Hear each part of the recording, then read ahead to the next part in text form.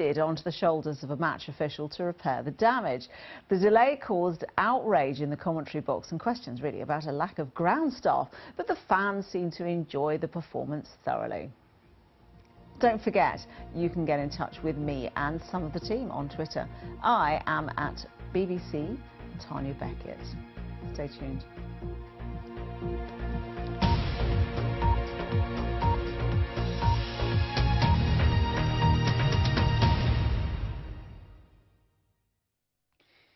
Hi there, let's take a look at the weather picture in Europe, and we still have some severe weather affecting Eastern Europe. It's an area of low pressure that's been moving into all that cold air across Eastern Europe, bringing for some very heavy falls of snow. And that's been particularly affecting parts of eastern Hungary, northern Romania, Moldova and into the southwest of Ukraine. So there is likely to be some disruption here through the night and perhaps even into Monday. At the same time, that snowy weather will tend to ease away eastwards across Ukraine and into the far southwest of Russia. Now, across the Mediterranean, an unsettled day here with rain or showers for many on Monday, and we've got some unsettled weather working across Spain and Portugal. Outbreaks of rain, temperatures in Madrid about 8 degrees Celsius. Notice some white on the charts. Yes, if you go high enough into the mountains, some of that rain will be falling as snow. I think much of that will be above 800 metres elevation or so. Now, looking at the weather picture for Tuesday, low pressure winds up in the Mediterranean, so we've got some windy weather developing across Corsica, Sardinia, with a band of rain extending in across to the mainland of Italy. The rain heavy at times as well, but the weather becoming a little bit drier and brighter in Spain and Portugal, although still on the cool side. Now, the temperatures will be rising in the week ahead. We'll reach double figures in both London and Paris by Friday, and Madrid up to 12 degrees as we head towards the end of the week as well. In Moscow, still pretty cold, bright or sunny spells though for most. That's your weather.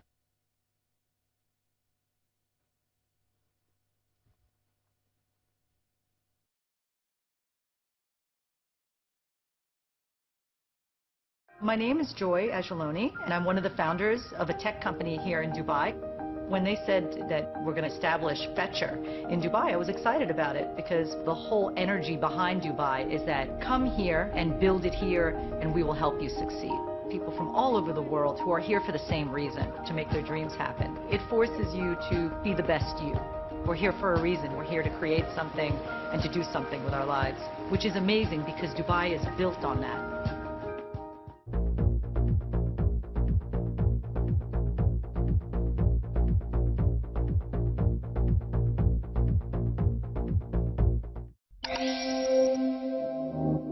As the world's population grows, more people are relying on electrical power.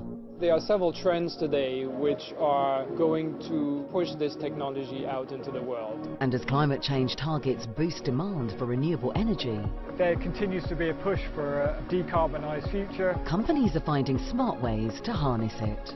We actually have a problem with too much sustainable wind or solar energy, so the more we can store the energy when it's available, the better we can use our infrastructure. So, what are the innovative ways to store it for when it's needed? There's a real need to have storage facilities to address the balance between demand and generation. Consumers can now be seen as prosumers. They're in a situation where they can control their own energy. Meet the disruptors of energy at bbc.com/the disruptors. The Gaza Strip, its population penned in by walls and gun turrets. What could possibly make Palestinians here collaborate with Israel? Our world, working for the enemy on BBC World News.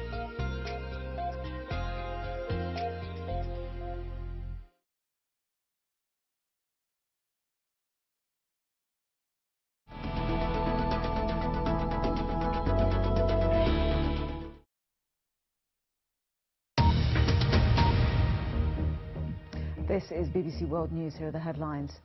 Turkey has driven a Kurdish militia from the Syrian city of Afrin following 2 months of fighting and many deaths.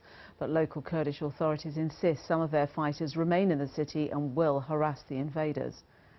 Polling closes shortly in the Russian presidential election, in which Vladimir Putin is widely expected to secure a 4th term in office. He faces 7 challenges for the position. Britain has accused Russia of stockpiling the toxic nerve agent used to poison a former spy. International chemical weapons experts will visit Britain on Monday to test the substance.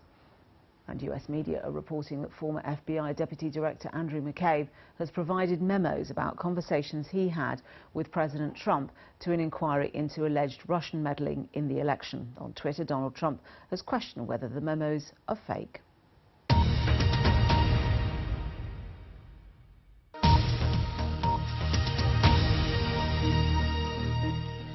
All the latest from Europe now on BBC World News, including interviews with MEPs, reports from the European Parliament and a guide to the inner workings of the European Union. Andrew Neil with Politics Europe.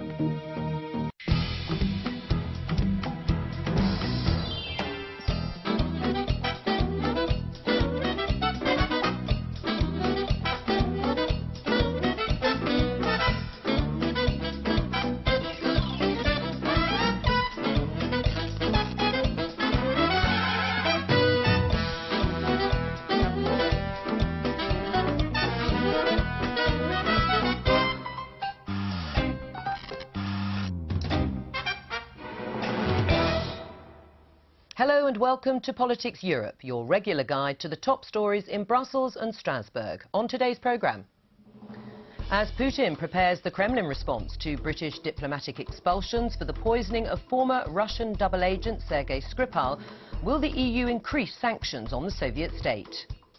Does the EU have its very own Frank Underwood? House of Cards fans will know what I'm talking about. We'll delve inside the shady world of European bureaucrats.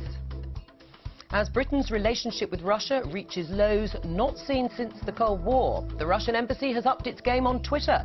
Is social media a new diplomatic weapon?